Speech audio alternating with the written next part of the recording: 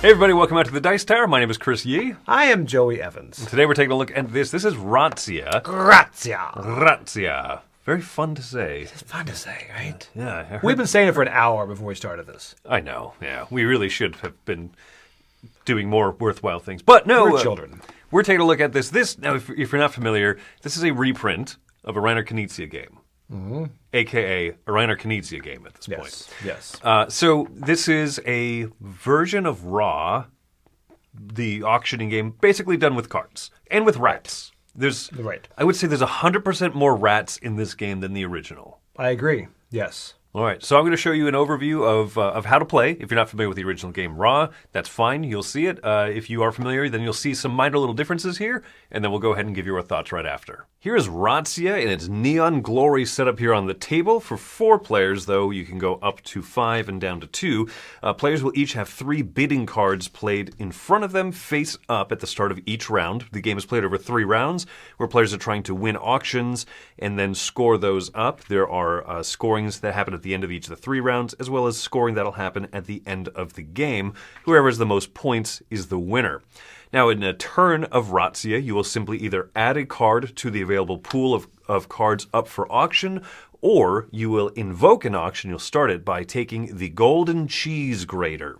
So on my turn, I added a card out. This player over here is going to add a card out, and you'll see that they have different types. This person adds one out, and this player over here says, you know what, I'm going to start an auction. And to do so, they will take the cheese grater, place it in front of them, and this is going to be a once-around auction. So starting with the player to their left, I can make a bid or I can pass. And I say, you know what, I'll throw in a 2. I'm willing to pay 2 for this. This player over here says, no, I'll pass. This person says, I'm willing to spend 4, meaning that my bid of 2 is no longer the highest at the table. And this person gets the last option. And they'll say, you know what, I'm going to bid 5. When a player wins an auction, they'll take all of these cards and place it in front of them for scoring at the end of the round and or the end of the game. The card that they won the auction with will go into the center of the table to be 1, and the card that they just won that already was there will go face down in front of them, so that now they'll have this card, this bidding value for the next round of the game. Play will continue now. The cheese grater goes back. This person is the one who started the auction, so it's back to me. And so I'll add a card, and so on. It'll go around the table. On this player's turn, they flip over a card, and it is a police raid card, which means at this moment, this person is basically will have started an auction because the police decree it so. So starting with the player to the left, they might say, nah, it's not worth it. Pass, pass, pass. And in this case, the person who drew the police card may pass because they didn't choose to start it. However, if the player here grabs the auction tile, every other player passes, this person is forced to at least bid a card into the auction because they chose to grab it for their turn. The other type of card that's important to note is that there is a courthouse which will destroy at least one of these money locations, one of these money laundering locations, when you win it as part of the auction pool. Players will continue playing until either they have won so many auctions that they are out of the round and they've collected all these cards. Once they've done that, they will no longer take turns. They won't flip cards or anything. They won't contribute to the round. And the round will end when all players have flipped over all of their auction cards and have no more turns, or when 7 police cards have been revealed out, and that will trigger the end of a round. No matter which way the round ends, you'll proceed to scoring the same way. Players are going to go through these categories, albeit in a wrong order. The player aid has them backwards, these 2 items here, from what the rulebook says you must do. So let's go through them in the correct order. First, thieves are going to score 2 points each. So this player up top gets 4, this player on the bottom gets 2 points. Next, you'll gain 1 point per driver that you have. And then, if you have a driver, each of your getaway cards is going to score 1 point each. This player not getting any because they don't have a driver for the car. Next, you will go down here to the gangsters. Whoever has the most gangsters will score 5 points. Whoever has the fewest will lose 2 points. Further, if you have a pair of gangsters, the 2 different types shown here illustrated, you'll gain 5 points. And then lastly, you go to the artifacts. If you have none of these artifact cards, you will lose 5 points. However, if you have 1 or 2 of them, then you will gain 0 points, 3 different ones, and you'll gain 5 points, 4 different, 5 different, 10, 15 points respectively. Once that scoring is done, that is all the end of round scoring. Any cards that do not have the palm trees on them are returned to the box out of the game, including the driver, you'll notice, though the cars stay out there. And then you'll proceed to playing the second and then the third round. At the end of the game, you'll go through all of the scoring categories again, but you will then also score 2 important things, which are locations, which the more different locations you have, the more scoring you'll get. And if you have 3, 4, or 5 of a kind of locations, you'll score 5, 10, 15 points respectively. Players will then look at their final bidding card values of cards that they've won.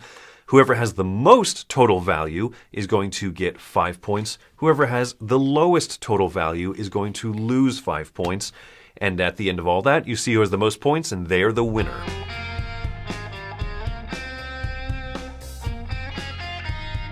So let's go ahead and start with a question that I think people have asked kind of since this game was first printed, I think like 20 years ago, when they first did like the first version of Ratzia.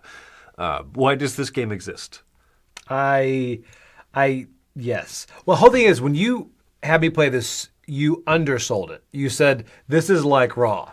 And you're explaining it, and I'm like, this is Raw.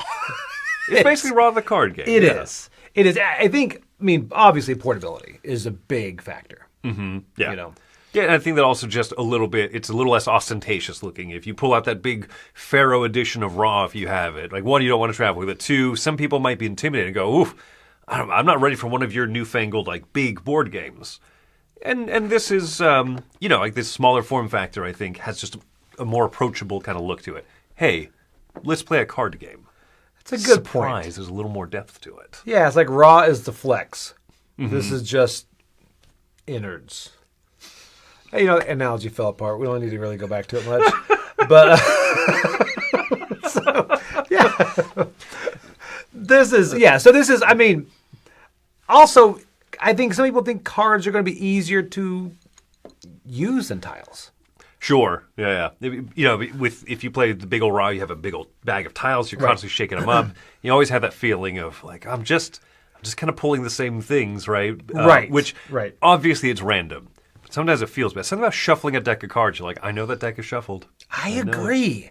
That's something that's weird about this. Yeah, it's so funny. The mechanics are so similar. There are small ratio differences, I think. Yes. You know, like I think the drivers, which the Nile and all those cards, I think there's more drivers in here, is that what they call them, that help you be able to score those cards. The getaway cards, yeah. Yes. The ratio seems to be a bit more forgiving on this than actual Raw. Okay, yeah.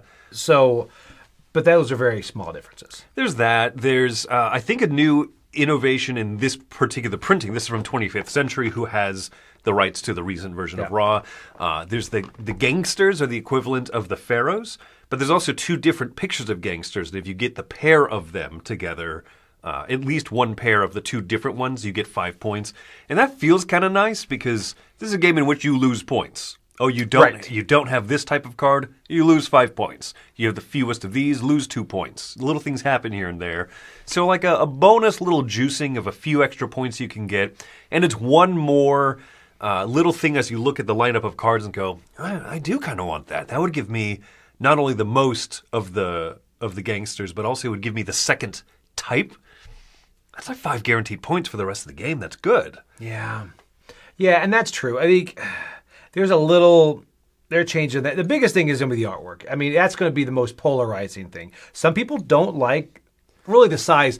I guess if you judge this before the newest one came out, it may be different, but the new one is just so gorgeous, but it is probably too much for some people.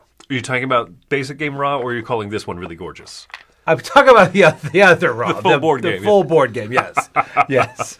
It's a look. This like 80s really aesthetic with rats. There's a lot going on there, man. Yeah. It's goofy, it's silly, it's a quicker, and it's a smaller form factor, and it's a smaller table presence game. It is. But I think that it has its own like few little strengths, but for the most part, there's one other new change in this. If you have a previous version of Ratzia, that's not in here, are the basically the disaster cards, right? Okay, The yeah. disaster tiles where you can lose some of your businesses. And I think that's a nice little You're even touch to saying throw that in. like Ratzia. You love to lose some of your businesses. It would be most unfortunate. He's getting into the theme. Yeah. But so it's funny that they, like, basically Ratzia at first was raw without the disasters and cards. Yeah. And now they threw in a few more of those little things. And so I appreciate at least there's a few little changes, developments. But at the end of the day, Raw is one of my favorite games. Mm-hmm. And this is just kind of a more slight version of it. So it's kind of a weird one to recommend or not, I right? agree. It's really going to be coming out of personal preference, sort of, but I also prefer one so much that I don't feel like it does come out of personal preference. I feel like you should prefer the one I prefer. But I know. Right. So it puts us in a funny situation. We review this game. This game is great. This game is rock solid. Yes. It's raw solid. I'm sorry, I had Right. to do it. And so, but when there's two very, very similar games on the market, both from the same publisher, the same designer and everything, I kind of feel like, well, I'm heartily recommending. I think that Raw is an excellent game, and So with good. its recent production, it is one of the best, nicest versions of that's ever existed. And this is a pretty decent version of this game. So, scoring wise, how do you come down on this? I'm coming down. I was fluctuating. I'm coming down actually at a 7, and because I can recommend this because I'm glad it exists. Because again, Raw is beautiful, but there are certain times where you just don't want to pack up Raw and take it. This gives you the feel and the same feel of Raw, and I think it's cute. I think it's very. The first one, Raw itself is epic. It just feels like, wow, we're playing Raw. This is more of a cute game, although it's the same mechanics. Yeah.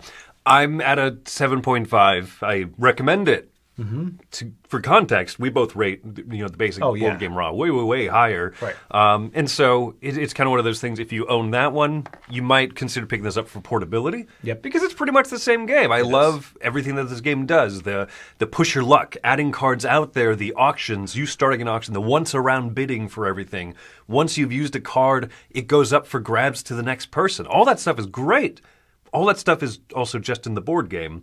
Right. So it's not like this adds anything so wild that you're like, oh, yeah, I'm going to bounce back and forth between the two games. No. This is kind of just Raw, the travel edition for me. So Yes. a 7.5, not by any means saying it's a worse game. No. But it also just kind of, it fits a smaller range of purpose than I would for the original game. Yeah, 7.5, that's good. It's a good score for a few rats.